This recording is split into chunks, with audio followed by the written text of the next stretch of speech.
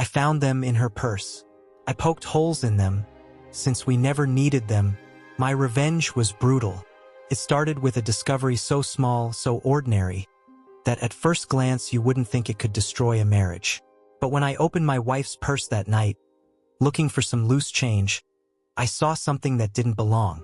A box of condoms. I froze. My first thought was confusion. My second was denial. My third, devastation. See, my wife and I never used condoms. Not once in our entire relationship. We'd always agreed they weren't necessary. We trusted each other. We wanted to keep things natural, and we were both okay with the possibility of pregnancy. In fact, we used to say that when the time was right, we'd plan for a family. So staring at that box felt like someone had sucker punched me. Those condoms weren't for me. They weren't for us. They were for someone else.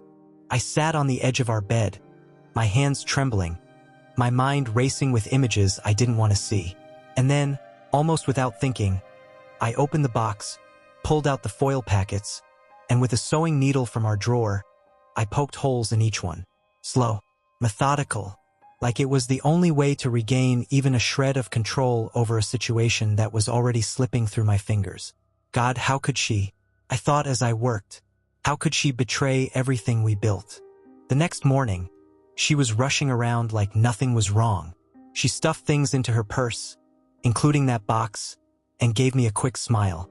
"I've got a job interview tonight," she said casually, like it was no big deal. "It's with a company out of state, so I'll probably have to stay overnight." My jaw clenched so hard it hurt. A job interview? Out of state? With zero notice? She'd never even mentioned applying anywhere else. I wanted to scream, to throw the purse across the room, to shove the condoms in her face and demand answers. But I didn't. Instead, I swallowed my rage, looked her in the eye, and muttered, "Good luck." She kissed me on the cheek like everything was fine and walked out the door, purse slung over her shoulder, box of ruined condoms inside. That night, I sat at the kitchen table with a bottle of whiskey, the seconds dragging like hours. My mind tortured me with images of her in a hotel bed with some faceless man, pulling out those condoms. And the more I thought about it, the more I felt like I didn't want to just confront her. I wanted her to pay. I wanted her actions to have consequences. If she was reckless enough to betray me, then let her recklessness destroy her. So I made a decision. I wouldn't touch her again. Not until I saw those consequences play out. If she got pregnant, it wouldn't be with my blessing. It would be her punishment. She came back the following evening, looking tired but with that faint glow women sometimes have when they've been with someone they shouldn't. I tried not to think about it, but my gut twisted every time I looked at her. Weeks passed. Our marriage became even colder. I stopped trying. She went through the motions, pretending nothing was wrong. And then one night I drank. Hard.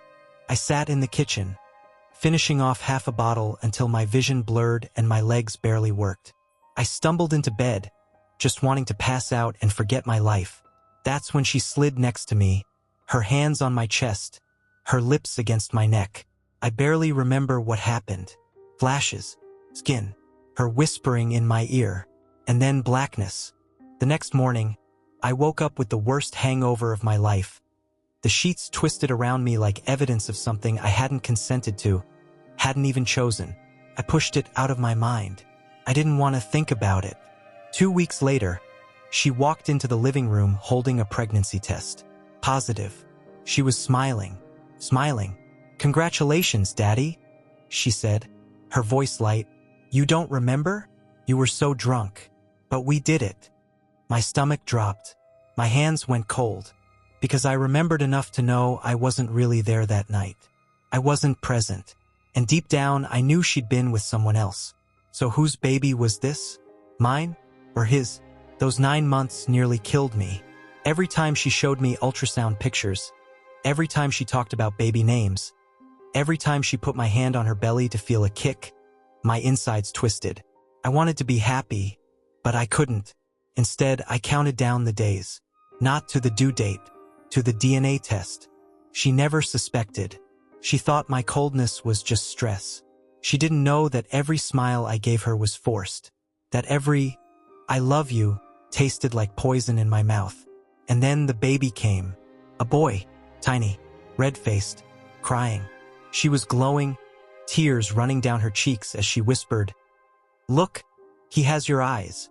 I held him, and for a second, just a second, I wanted to believe her. I wanted to believe everything was okay. But that doubt never left me. Weeks later, I finally sent in the DNA sample. My hands shook as I sealed the envelope. The weight nearly drove me insane. And when the email came, I almost couldn't open it. 99.9% probability. I was the father. I sat down, phone in hand, and sobbed. Not out of joy, not out of relief, but because the weight of it all finally crashed down on me. The baby was mine, but the betrayal, the lies, the secrets, those were still real. So here I am, a father, a husband, a man who knows his wife lied, cheated, and used him. I stayed. I stayed because I grew up without a dad, and I refused to let my son suffer the same fate. I stayed because the thought of him asking one day, "Where's Daddy?" was too much to bear. But every time I look at her, a part of me dies. I smile for my son, but inside I'm hollow.